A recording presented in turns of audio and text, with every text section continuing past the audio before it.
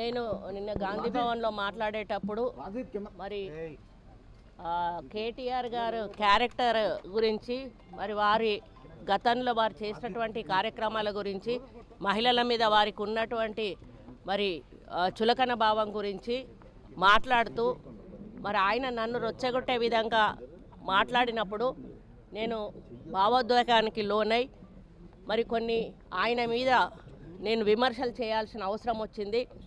ఆ సందర్భంలో నాకు ఇంకెవరి మీద కూడా వ్యక్తిగత ద్వేషం కానీ మరి వ్యక్తిగత కోపం కానీ లేదు.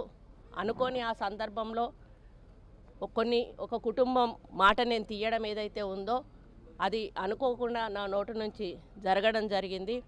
ఆ తర్వాత వారి ట్వీట్ చూసిన తర్వాత నేను కూడా చాలా బాధపడ్డాను.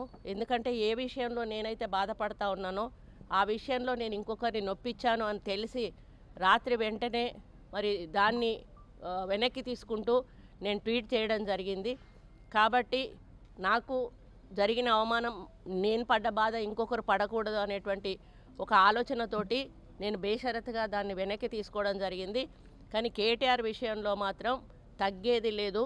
ఆయన తప్పనిసరిగా క్షమాపణ చెప్పాల్సిన అవసరం ఉంది. ఆయనే చేసేదంతా చేసి ఈరోజు నన్ను క్షమాపణ చెప్పాలి అని డిమాండ్ చేయడం ఏదైతే ఉందో మరి దొంగ అని తనే దొంగ అని అరిచినట్టుగా ఉంది. ఆ విషయంలో మాత్రం ఎట్టి పరిస్థితుల్లో కూడా వెనక్కి తగ్గేది లేదు.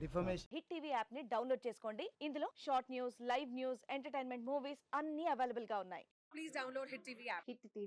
హిట్ టీవీ యాప్ ని ఫ్రీగా డౌన్లోడ్ చేసుకోండి.